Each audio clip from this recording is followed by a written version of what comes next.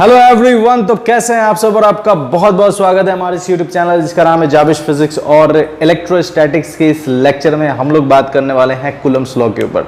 तो चलिए समझते हैं कूलम्ब्स लॉ है क्या और इससे प्रीवियसली जो भी चीज़ें हम लोगों ने पढ़ी है, जो भी चीज़ें हम लोगों ने पढ़ा है चार्ज के ऊपर कि चार्ज क्या है, उसकी प्रॉपर्टीज़ क्या क्या हैं, कितने तरह से हम चार्ज कर सकते हैं, तो वो सारी चीज़ें और इसके आगे के जितने भी लेक्चर्स हैं इन सारे लेक्चर्स का एक कंप्लीट प्लेलिस्ट बनाया है जिसका लिंक आपको डिस्क्रिप्शन बॉक्स में मिल जाएगा या फिर यहाँ आई बटन पर मिल जाएगा, तो आप जाकर देख सकते हैं और अपने नॉलेज को बढ़ा सकते हैं।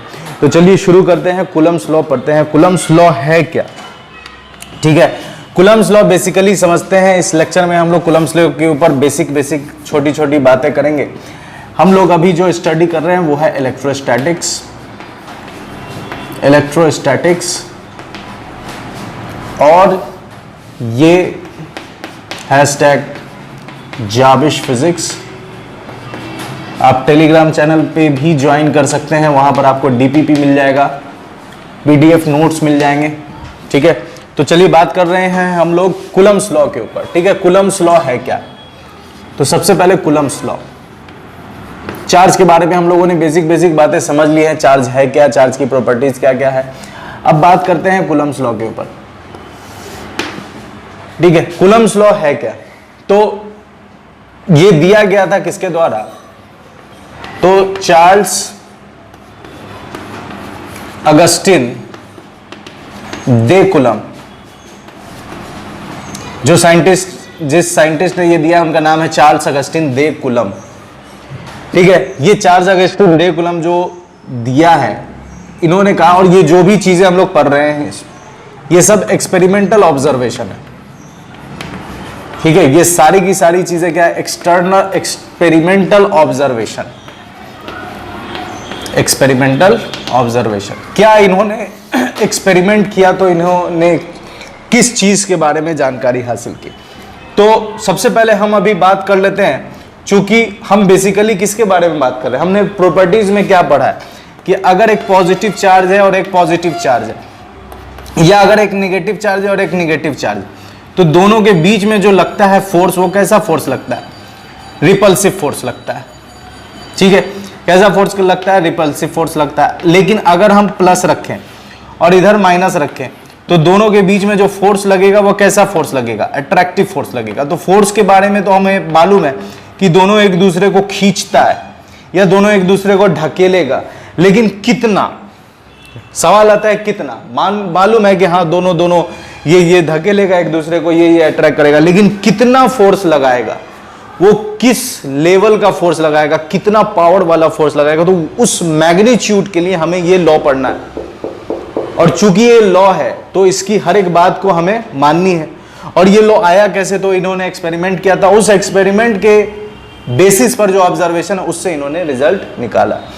तो बेसिकली कूलम्ब्स लॉ कहता क्या है, अच्छा ये फोर्स है तो फोर्स है तो इसके पास मैग्नीट्यूड भी होगा और क्या होगा, डायरेक्शन भी होगा, ठीक है। तो डायरेक्शन के बारे में बात करेंगे आराम से, पहले हम लोग मैग्नीट्यूड के बारे में बात करते हैं। तो ऑब्जर्वेशन पर इन्होंने कूलम्ब्स साहब ने कहा कि ये एक चार्ज है Q1, ये एक चार्ज है Q2, दोनों के बीच की दूरी है R, ठीक है। एक चार्ज है Q1 और एक चार्ज है Q2, दोनों के बीच की दूरी है R।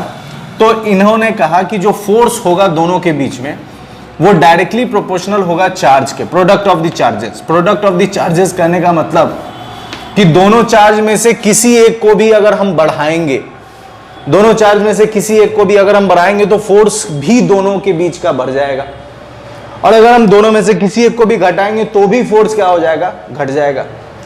दूसरी बात जो इन्होंने कही वो क्या, फोर्स इनवर्सली प्रोपोर्शनल होगा आर स्क्वायर के, ठीक है। फोर्स क्या होगा, इनवर्सली प्रोपोर्शनल होगा किसके, आर स्क्वायर के। तो फोर्स इनवर्सली प्रोपोर्शनल होगा जब आर स्क्वायर के, तो आर स्क्वायर के कहने का मतलब कि अगर हम इसके बीच की दूरी डबल कर देते हैं तो फोर्स जो होगा वो मतलब 1/4 हो जाएगा। मतलब ये है कि फोर्स जब हम सेपरेशन बढ़ाते चले जाएंगे तो फोर्स क्या होता चला जाएगा, घटता चला जाएगा, और जब हम फोर्स सेपरेशन घटाते चले जाएंगे तो फोर्स क्या हो जाएगा, बढ़ता चला जाएगा। तो जब हम इस दोनों को कंबाइंड करते हैं तो हमें मिलता है F proportional Q1 Q2 by F proportional Q1 Q2 by R square. और आपको पता है जहां भी प्रोपोर्शनैलिटी का साइन हटाएंगे कुछ ना कुछ कांस्टेंट आएगा, तो F प्रोपोर्शनैलिटी हटा तो आया K Q1 Q2 by R square, K Q1 Q2 by R square. तो F बराबर क्या मिला हमें, या यहां हम कौन सा सिंबल किस चीज को डिफाइन कर रहा है, तो where Q1 and Q2 are the charges, Q1 and Q2 are the charges, ठीक है। उसके बाद R क्या है, R is separation, R is separation, और K क्या है, K is electric force constant, K is electric force constant. तो K के बारे में हम लोग डिटेल में समझेंगे, K के बारे में हम लोग डिटेल में समझेंगे, K के बारे में डिटेल में समझेंगे थोड़ी देर में। पहले हम कुछ और बेसिक बातें कर लेते हैं, डिटेल में समझेंगे K के बारे में, डिटेल में समझेंगे थोड़ी देर में, समझेंगे बाद में या थोड़ी देर में, ठीक है। अब देखिए, तो यहां तक की कहानी क्लियर है, ये हम समझ रहे। देखिए बेसिकली जो हम लोग इलेक्ट्रोस्टैटिक्स पढ़ रहे हैं या जो कूलम्ब्स लॉ हमने पढ़ा है, तो हम इसे रिलेट करेंगे अलग अलग टॉपिक से। अलग अलग टॉपिक से रिलेट करने का मतलब क्या है, अलग अलग टॉपिक से रिलेट करने का मतलब है कि बेसिकली हम इसे मैकेनिक्स से रिलेट करेंगे। तो अगर आपका मैकेनिक्स स्ट्रांग है तो फिर इसमें आपको परेशानी नहीं होगी, क्योंकि इसमें बस बेसिक कॉन्सेप्ट है, फॉर्मूला है, फिर उसका रिलेशन है, उसको मिलाया गया है काइनेमेटिक्स से, फिर उसके बाद एनएलएम से। तो अलग अलग जगह पर अलग अलग तरह से इसके कॉन्सेप्ट को, मतलब बेसिकली आप ऐसे समझो कि ये पूरा इलेक्ट्रोस्टैटिक्स मैकेनिक्स से रिलेट करके क्वेश्चन के लेवल को डिफरेंट कर देता है और बच्चे उसमें फंस जाते हैं।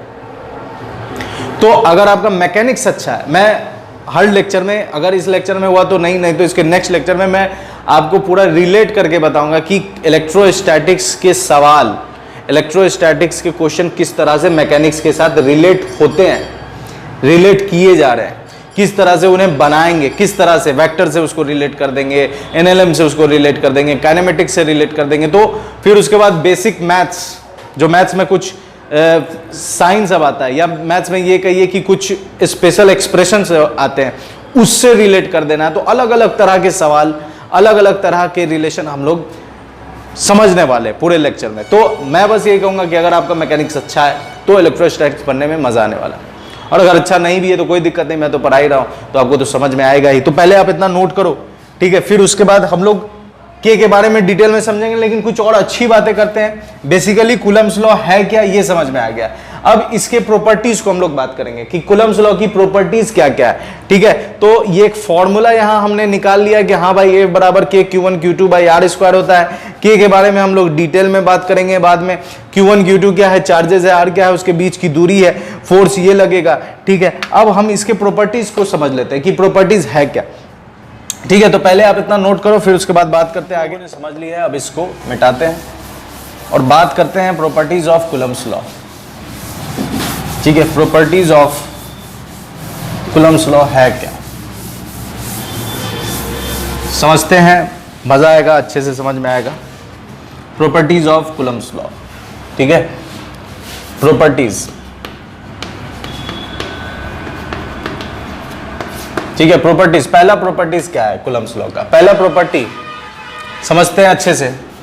पहला प्रॉपर्टी क्या है, यहां पर एक चार्ज है Q1, यहां पर एक चार्ज है Q2, ठीक है। दोनों एक दूसरे पर फोर्स लगाएगा। अच्छा, किधर फोर्स लगाएगा, जो दोनों में से कोई भी फोर्स लगाएगा, दोनों एक दूसरे पर फोर्स लगाएगा, तो हम इसको फिक्स्ड कर देते हैं। इस वाले को फिक्स्ड कर दीजिए, ये जिधर भागेगा उधर फोर्स लगेगा। तो हालांकि दोनों पॉजिटिव है तो ये किधर भागेगा, उधर भागेगा, साफ दिख रहा है, ये अंडरस्टूड है कि ये इधर भागेगा। तो जब ये इधर भागेगा तो इस पर जो इधर फोर्स लग रहा है वो लग रहा है 2 पर 1 की वजह से, और इस पर जो इधर फोर्स लगेगा वो लग रहा है 1 पर 2 की वजह से, ठीक है। तो ये लग रहा है इधर 2 पर 1 की वजह से, ये लग रहा है 1 पर 2 की वजह से, ठीक है। अब दोनों के बीच की दूरी कितनी, r। अगर हम इसके मैग्नीट्यूड को निकालें, हालांकि आप देख रहे हैं डायरेक्शन क्या है, अपोजिट, मतलब F12 और F21 का डायरेक्शन क्या है, अपोजिट है। लेकिन अगर हम मैग्नीट्यूड की बात करें तो अगर हम लिखते हैं F12 के लिए अगर हम निकालते हैं, F12 के लिए निकालेंगे तो क्या मिलेगा हमें, K Q1 Q2 by R square. और अगर हम F21 निकालें तो भी क्या मिलेगा, तो आप साफ देख सकते हैं कि दोनों का मैग्नीट्यूड क्या है, सेम। दोनों एक दूसरे पर इक्वल मैग्नीट्यूड का फोर्स लगाएगा, ठीक है। दोनों एक दूसरे पर क्या करेगा, इक्वल मैग्नीट्यूड का फोर्स लगाएगा, ठीक है। अब इसमें एक काम और कर लेते हैं, एक काम और क्या कर लेते हैं, मान लेते हैं कि इस चार्ज का मास है m, इस चार्ज का मास है m, इस चार्ज का भी मास है m, तो दोनों में एक्सेलरेशन कितना होगा, तो एक्सेलरेशन का फॉर्मूला F12/m या F21/m, दोनों का एक्सेलरेशन भी क्या होगा, सेम होगा, दोनों का एक्सेलरेशन सेम हो जाएगा। तो यहां पर हम देख रहे हैं कि मैग्नीट्यूड भी सेम है, मैग्नीट्यूड भी सेम है, एक्सेलरेशन भी सेम है, और डायरेक्शन क्या है, अपोजिट है। डायरेक्शन क्या है, अपोजिट है, और ये एक लाइन पर लगेगा, एक लाइन पर लगेगा। तो हम पहली प्रॉपर्टी लिख सकते हैं कि इलेक्ट्रिक फोर्स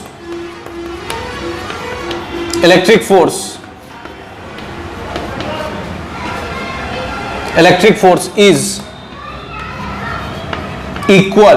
इक्वल है एंड अपोजिट।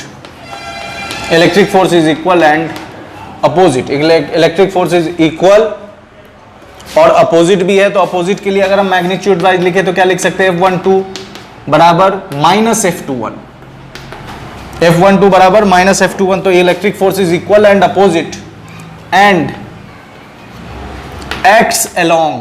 अच्छा, ये फोर्स एक ही लाइन पर लगेगा, एक ही लाइन पर लगेगा, तो it acts along line joining the charges, line joining the two charges. बात समझ में आ रही है, दो चार्ज को जो लाइन जोड़ेगा। अच्छा देखिए, इसमें कंफ्यूजन क्या हो सकता है, क्या कंफ्यूजन क्रिएट हो सकता है उसको पहले बताते हैं। यहां मैंने लिख दिया या किताब में किसी बच्चे ने पढ़ लिया कि भाई लिखा हुआ electric force is equal and opposite, बस इतना सवाल। Electric force is equal and opposite, ठीक है। Electric force equal and opposite, ये सवाल उसने, बच्चे ने पढ़ा, ये स्टेटमेंट उसने बनाया क्या कि यहां Q1 है, यहां Q2 है। उसने कहा इलेक्ट्रिक फोर्स इक्वल 1 पर 2 की वजह से, इधर कर दिया 2 पर 1 की वजह से। अब बच्चे ने जो पढ़ा उसके अकॉर्डिंग बनाया, क्या वो सही है या गलत। बच्चे ने क्या पढ़ा, इलेक्ट्रिक फोर्स इज इक्वल है एंड अपोजिट, दोनों अपोजिट भी है, दोनों अपोजिट भी है। लेकिन ये जो बच्चे ने बनाया ये क्या है, गलत, ये गलत। इसका सही क्या है, ये है सही। तो जब भी आप लिखोगे electric force equal and opposite, बस यहां पर फुल स्टॉप नहीं डालना है, इसके आगे ये बात लिखना है, नहीं तो ये गलत, मतलब प्रॉपर नॉलेज, प्रॉपर जानकारी नहीं दे रही है, ये लाइन पूरी जानकारी आपको नहीं दे रही, ये प्रॉपर नहीं है, इनकरेक्ट है, इनकम्प्लीट है। तो आपको क्या करना, आगे भी जोड़ना है कि ये लगेगा along the line joining the two charges, दो चार्जेस को जो लाइन जोड़ रहे हैं उस लाइन पर ये इलेक्ट्रिक फोर्स है एक्सर्ट होगा, ठीक है। दूसरी चीज क्या है, ये पहला प्रॉपर्टी। दूसरी प्रॉपर्टी क्या है कि अगर, अब ध्यान से देखिए, electric force equal and opposite है और acts along the line joining the two charge, एक ही लाइन पर लगता है। तो याद कीजिए किसी साइंटिस्ट ने ठीक ऐसी ही बात कही थी जो आप पढ़ चुके हैं, 11th में आपने पढ़ा था, मैकेनिक्स में पढ़ा था आपने, न्यूटन्स लॉज ऑफ मोशन में पढ़ा था। न्यूटन के 3 लॉ, तीसरा लॉ क्या कहता है कि every action there is equal and opposite reaction, और वो जो एक्शन और रिएक्शन होगा वो सेम बॉडी पर होगा कि अलग अलग बॉडी पर होगा, अलग अलग बॉडी पर होगा। तो यहाँ जो F12 और F21 लग रहा है ये सेम बॉडी पर है कि अलग अलग बॉडी पर, अलग अलग बॉडी पर। F21 इस पर लग रहा है, F12 इस पर लग रहा है। बात समझ में आ रही है, दो फोर्स क्या है, अपोजिट है, अलग अलग बॉडी पर लग रहा है, मैग्नीट्यूड में सेम है, तो इक्वल भी है, अपोजिट भी है और डिफरेंट बॉडी पर लग रहा है। इसका मतलब कि ये कूलम्ब्स लॉ किसको फॉलो करता है, न्यूटन्स थर्ड लॉ को फॉलो करता है। तो एक और property Coulomb's law follows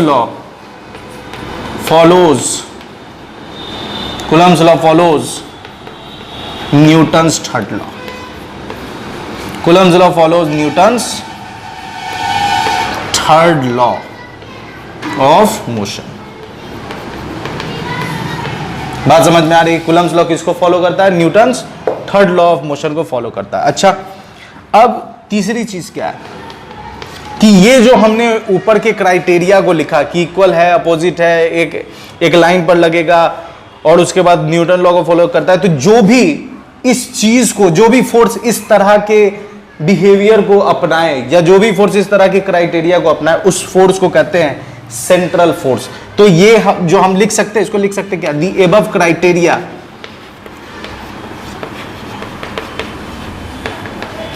is known as due to, या लिख सकते हैं due to above criteria, due to above criteria electric force, electric force, electric force is central force due to above criteria. Above criteria मतलब ये पहला point और दूसरा point की वजह से इलेक्ट्रिक फोर्स को हम क्या कहेंगे, सेंट्रल फोर्स। या ये कहिए कि सेंट्रल फोर्स उसे कहेंगे जिसके पास ये दोनों क्राइटेरिया हो। ये क्राइटेरिया जिसके पास भी हो उसको आंख बंद करके क्या बोल देना है कि वो कैसा फोर्स है, सेंट्रल फोर्स। बात समझ में आ रही है? यहां तक की कहानी कंप्लीट है, इसको नोट कर लीजिए, फिर आगे की प्रॉपर्टी बताते हैं। और आगे की प्रॉपर्टी क्या है, तो अगला प्रॉपर्टी है चौथा कि electric force is conservative force. Electric force is conservative force. Conservative force, non conservative force, ये भी आपने 11th में पढ़ा होगा। कंजर्वेटिव फोर्स, इलेक्ट्रिक फोर्स कैसा फोर्स होता है, कंजर्वेटिव। अब कंजर्वेटिव फोर्स किसे कहते हैं, वो फोर्स जिसके लिए वर्क डन हम करें और वर्क डन पोजीशन पे डिपेंड करे, तो हम उस फोर्स को कहेंगे इलेक्ट्रिक फोर्स। बेसिकली 3 तरह का इलेक्ट्रिक फोर्स, कंजर्वेटिव फोर्स होता है। इलेक्ट्रिक फोर्स, ग्रेविटेशनल फोर्स और स्प्रिंग फोर्स। ये 3 तरह के फोर्स ऐसे हैं जो कंजर्वेटिव है। नॉन कंजर्वेटिव जो पाथ पर डिपेंड करे, जैसे कि फोर्स ऑफ फ्रिक्शन। तो इलेक्ट्रिक फोर्स क्या है, कंजर्वेटिव फोर्स। ये कंजर्वेटिव फोर्स आपने 11th में पढ़ा होगा। अगर आपने नहीं पढ़ा है तो यहाँ लिंक डिस्प्ले हो रहा है, आप जाकर देख ले। छोटा सा लेक्चर है, छोटा सा वीडियो है कंजर्वेटिव और नॉन कंजर्वेटिव के ऊपर, तो आप देखकर फिर यहाँ आ सकते हैं। तो पहले आप इतना नोट कीजिए, इसको स्क्रीनशॉट लीजिए, पॉज कीजिए, कॉपी पे नोट कीजिए, फिर आगे बढ़ते हैं। कहानी आपने समझ लिया अच्छे तरीके से, यहाँ तक में कोई दिक्कत नहीं है, कोई परेशानी नहीं। अब एक और प्रॉपर्टी है, दूसरा, तीसरा, चौथा, 5वें प्रॉपर्टी की अगर हम बात करें तो 5वां प्रॉपर्टी क्या है, यहाँ तक आपने नोट कर लिया है। तो अगर हम 5वें प्रॉपर्टी की बात करें तो इसे ही मिटा देते हैं, बात करते हैं 5वें प्रॉपर्टी का। ठीक है, 5वां प्रॉपर्टी समझिए क्या है। ठीक है, 5वां प्रॉपर्टी क्या है, तो जैसे मान लीजिए, एकदम अच्छे से समझते हैं यहां पर कि मान लीजिए यहां पर एक प्लस चार्ज, ठीक है, यहां पर एक प्लस चार्ज, यहां पर एक माइनस चार्ज, यहां पर एक माइनस चार्ज, ठीक है। अब आपको मालूम है ये 1 है, ये 1, ये 2, ये माइनस और प्लस है, तो दोनों के बीच में क्या होगा, मोहब्बत, प्यार, क्योंकि प्लस है और माइनस है। तो minus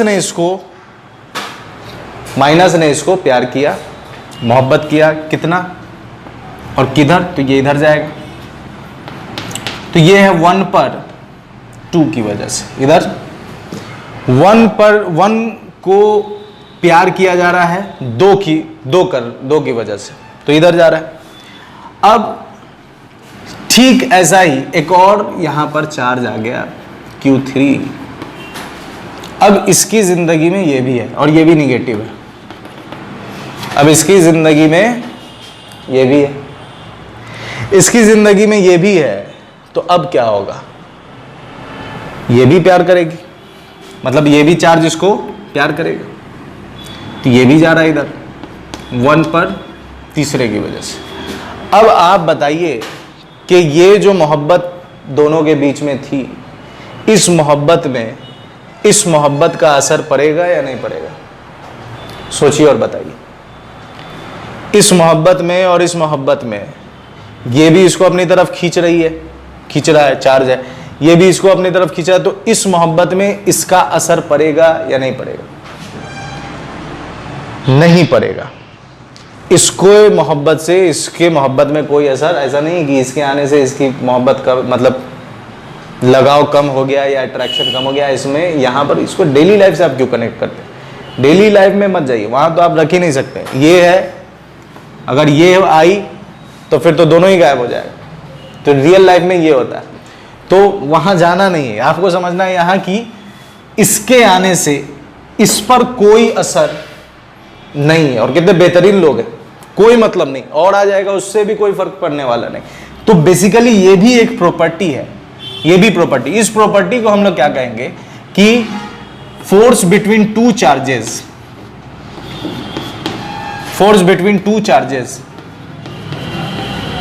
force between two charges is independent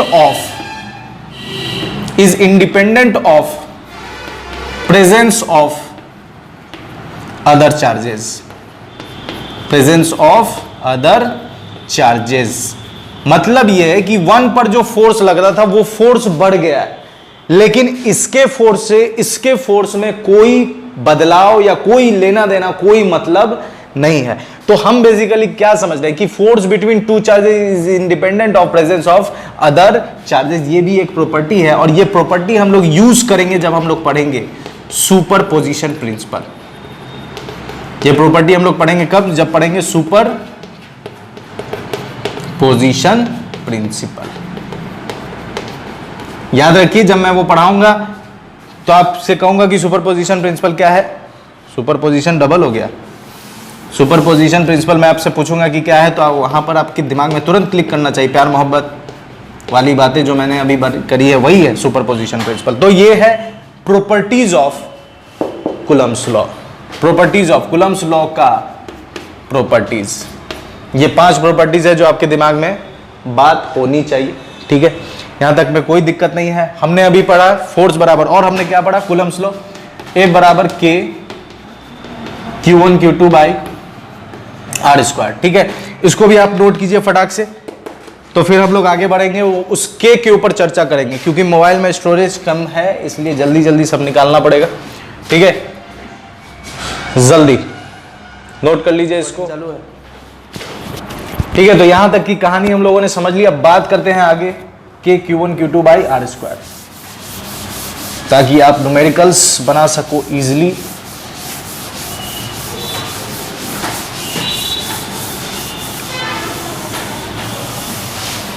ठीक है, कूलम्ब्स लॉ पे अभी लंबा लेक्चर है, ज़्यादा दिन तक चलेगा, अभी वो 3-4 लेक्चर कम से कम जा सकते हैं। चलिए देखिए, अब बात कर रहे हैं आगे हम कूलम्ब्स लॉ में F बराबर, ठीक है, Q1 Q2 दोनों के बीच की दूरी R, फोर्स है K Q1 Q2 by R square, where ये हमने पढ़ा हुआ है K। अब बात करते हैं किसके बारे में?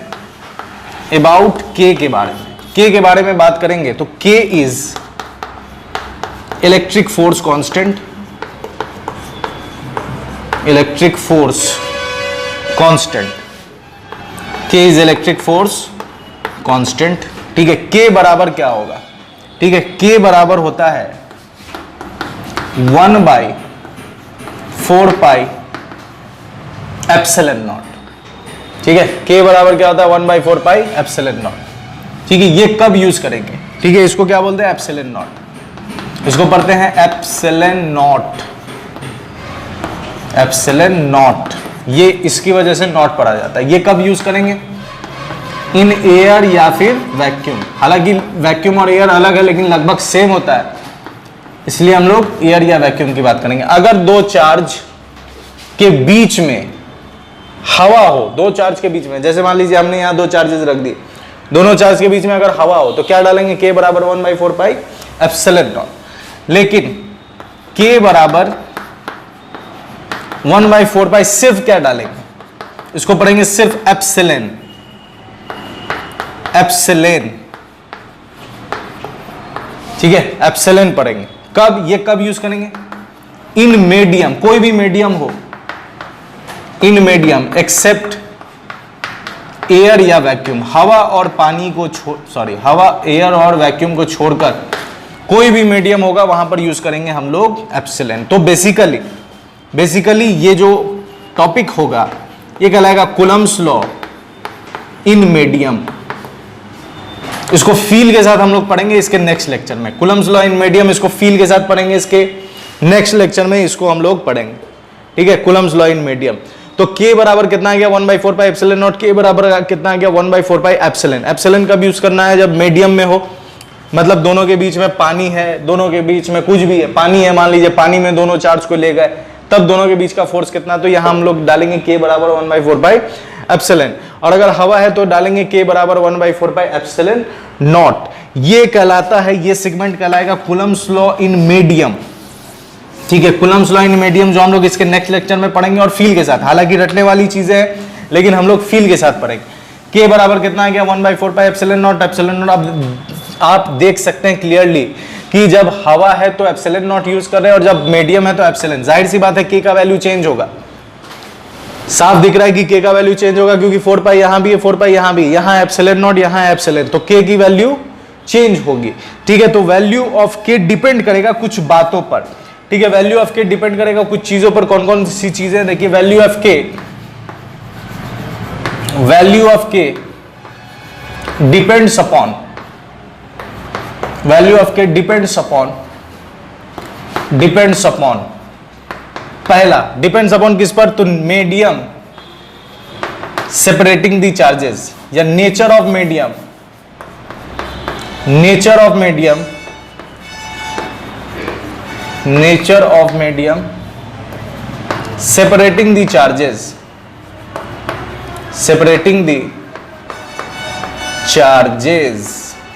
Nature of medium separating the charges. K का वैल्यू किस पर डिपेंड करेगा, नेचर ऑफ मीडियम, मीडियम के नेचर पर डिपेंड करेगा जो चार्ज को सेपरेट कर रहा है। कैसे, तो यहां आपके सामने प्रूफ है। दूसरी चीज, K का वैल्यू डिपेंड करेगा सिस्टम ऑफ यूनिट पर, सिस्टम ऑफ यूनिट पर डिपेंड करेगा, सिस्टम ऑफ यूनिट पर डिपेंड करेगा। अगर हम डालते हैं हवा के लिए इन एसआई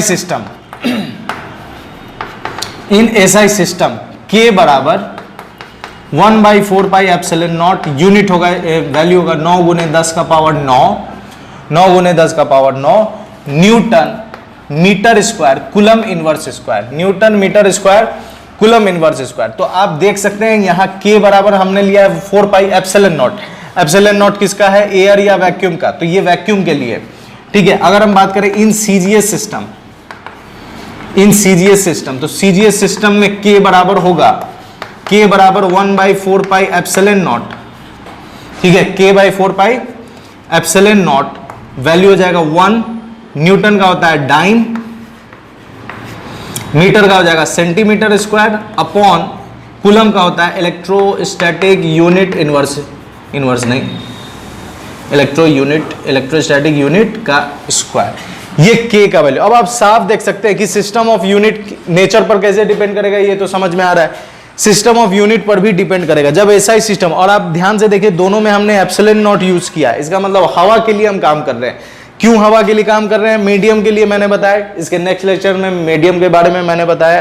तो मीडियम के ऊपर हम लोग अलग से डिस्कस करेंगे, तो उसमें K की वैल्यू किस तरह से डाली जाएगी वो उसमें हमने बताया हुआ है। इसमें हम लोग बस अभी जानेंगे कि K पर डिपेंड करता है।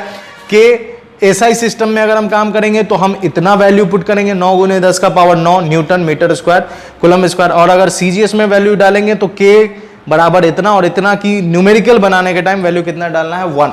अब आपके दिमाग में आ सकता है न्यूटन मीटर स्क्वायर कहां से आया, तो K को इधर ही रखो, बाद बाकी को उधर भेज दो, तो फोर्स का होता है न्यूटन। ये है डिस्टेंस, डिस्टेंस का हो जाएगा मीटर स्क्वायर, तो इधर जाएगा तो metre square, charge into charge मतलब coulomb into coulomb, coulomb square इधर बटा में आ जाएगा। तो इस तरह से आप K का यूनिट भी निकाल सकते हो। ठीक है, तो इसको भी नोट कर लीजिए जल्दी से। ये हमने नेचर K के बारे में बात कर लिया है। अब थोड़ा बात कर लेते हैं किसके बारे में, एप्सिलॉन नॉट के बारे में।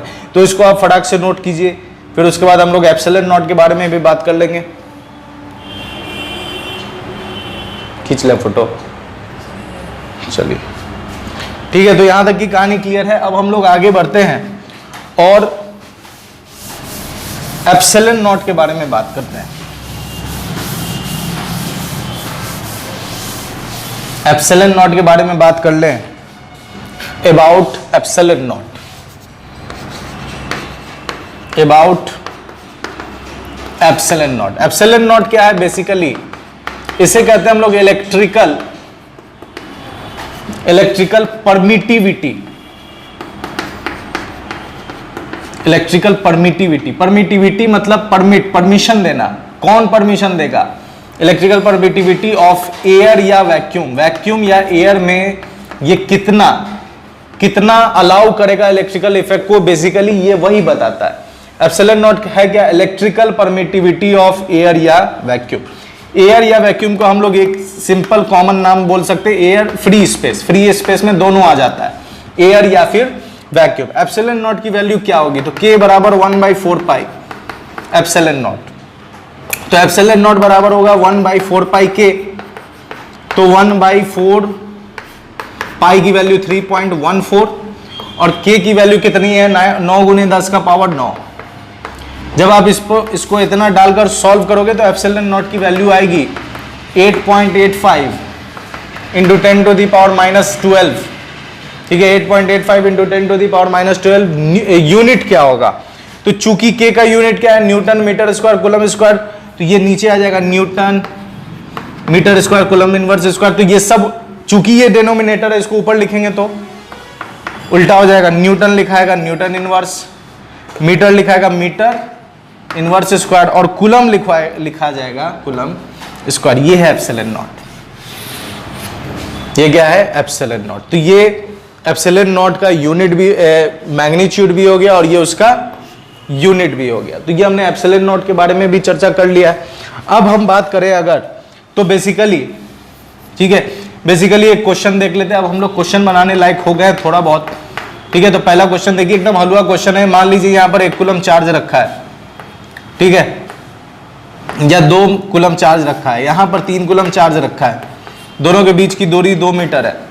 आपको बताना है फोर्स कितना होगा, तो आसान है, F बराबर K Q1 2 3 Q1 Q2 by 2 into 2, 2 से 2 कट गया, 3/2 कितना आ गया? 1/3/2 के। K का वैल्यू पुट कर दीजिए, तो K का वैल्यू पुट कर दोगे तो कितना आ जाएगा? 3/2, 9 × 10 का पावर 9, तो कितना आ गया?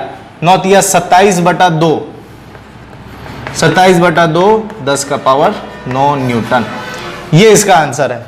तो इस तरह से आप सवाल कर सकते हैं, एकदम आसान सवाल है, लल्लू सवाल है। लेकिन एक सवाल मैं करता हूं आपको कि जेई में, ये मिटा देता हूं, जेई का सवाल था। देखिए जेई में किस तरह से सवाल किया गया है।